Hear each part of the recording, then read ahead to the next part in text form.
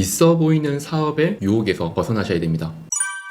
안녕하세요, 장빅TV입니다. 오늘은 프랜차이즈 사업을 하면서 어느 정도 성장기에 도달했을 때 또는 이 분야에서 꽤 성공을 했을 때 꼭 찾아오는 유혹에 대해서 말씀드리려고 합니다. 바로 있어 보이는 사업에 대해서 눈을 돌리게 된다는 거죠. 어느 정도 성공을 이루고 높은 곳으로 올라가다 보면은 지금 내가 하는 사업에 대해서 굉장히 하찮게 보일 때가 있을 수 있어요. 저의 경험담을 먼저 말씀을 좀 드리자면은 벌써 10년 전 이야기인데요. 제가 프랜차이즈 사업을 갓 시작했을 때예요. 누구나 그렇겠지만 처음에는 여러 가지 고난을 겪다가 안정기에 들고 어느 정도 성장을 하면서 꽤나 괜찮은 사업으로 발전을 했습니다. 그때 했던 사업은 분식 쪽이었거든요. 바로 닭강정 브랜드였습니다. 닭강정이라고 하면 사실 치킨의 한 분야인데요. 일반 치킨점보다는 좀 더 소형으로 가능하고 테이크아웃이 매출의 대부분을 차지하면서 굉장히 빠른 속도로 성장을 했습니다. 우리나라에서는 대략 200호점 정도가 오픈을 했었고요. 해외에서는 필리핀, 중국, 미국 등에서 20개 점이 넘는 매장이 오픈할 정도로 닭강정 분야에서는 꽤나 성공한 브랜드였어요. 닭강정 사업을 하다 보니까 유사한 또 다른 사업을 보게 됐는데요. 자, 닭강정과 같이 할 만한 비슷한 노하우로 성장할 수 있는 아이템은 뭐가 있을까요? 분식 쪽이었어요. 씨앗 호떡 브랜드와 떡볶이 브랜드를 런칭을 했습니다. 주방의 구조가 거의 비슷하고 입지, 상권 거의 유사하죠. 인테리어나 시설, 판매 노하우도 닭강정과 거의 비슷합니다. 그래서 그 분식 브랜드도 80호점이 넘는 가맹점을 유치를 했어요. 그런데 닭강정과 분식, 떡볶이, 호떡 이런 아이템들이 굉장히 성장한 시기에 한 가지 유혹이 찾아왔습니다. 저희 회사에서 거의 2인자에 가까운 실세 팀장이 한 명 있었어요. 저도 많은 나이가 아니었지만 저 바로 다음 그래도 나이가 있고 회사의 경력도 있는 그 실세 팀장은 뭔가 회사가 발전하면서 요구사항들이 생겼는데 그 요구사항들이 특이했어요. 명함에서 떡볶이, 닭강정, 호떡 이런 이름들은 삭제를 하자. 저희 법인명은 SN 인더스트리거든요. SN 인더스트리 이름 멋지니까 닭강정, 호떡, 떡볶이 이런 글자들은 지워버리고 명함 디자인도 새롭게 하길 원했어요. 그 친구의 특징은 돈을 빌려서라도 외제차를 타고 싶어하는 뭔가 있어 보이는 것에 굉장히 투자하는 그런 친구였는데요. 강력하게 우리 회사에 주장하는 한 가지가 있었습니다. 우리 회사에 새로운 아이템은 레스토랑이나 디저트 카페 이런 걸 하고 싶어 했어요. 저도 그 얘기를 들어보니까 맨날 닭강정, 떡볶이, 오뎅, 순대, 호떡 이런 아이템만 하다가 디저트 카페라고 굉장히 있어 보이겠는데 매장도 5평, 10평이 아니라 50평, 100평의 아이템이니까 내가 누군가한테 이야기를 할 때도 어깨에 힘도 빡 들어가고 굉장히 있어 보이고 멋있는 그런 CEO의 이미지가 될 것 같은 거예요. 저는 그 있어 보이는 유혹에 빠져들었습니다. 닭강정과 씨앗 호떡, 떡볶이 이런 아이템은 잠시 내버려두고 그럴듯한 있어 보이는 럭셔리한 고급스러운 디저트 카페에 집중을 한 거죠. 1년간의 준비를 끝내고 홍대에 오픈을 했습니다. 프랜차이즈 사업으로는 자신 있으니까 아이템 제대로 만들면 괜찮겠지. 그리고 가맹점을 바로 10개점 정도 오픈을 했어요. 그런데 제가 쌓아온 노하우가 없고 전문 지식이 부족하다 보니까 1년 정도 더 지났을 때는 굉장히 어려움이 있었습니다. 물론 그 디저트 카페는 1년 정도 후부터 하락세에 접어들었고요. 우리 회사는 닭강정, 호떡, 떡볶이에서 벌어들이는 돈을 디저트 카페에 쏟아붓고 있었어요. 그게 밑빠진 독인 줄 모르고 어떻게 됐을까요? 우리 회사는 3년 만에 큰 위기를 겪게 됐습니다. 100평이나 되었던 사무실은 40평으로 줄어들고요. 직원들도 반 이상 감축했습니다. 이와 비슷한 사례는 대기업에서도 많이 일어나는 일들이에요. 혹시 난닝구라고 들어보셨어요? 요즘 젊은 세대는 그 단어도 흔하게 듣지 않고 잘 입지도 않죠. 난닝구, 메리아스 이런 단어 제가 학창시절 때는 명사처럼 사용이 되던 속옷 이름이었어요. 난닝구는 일본어에서 유래가 됐는데 런닝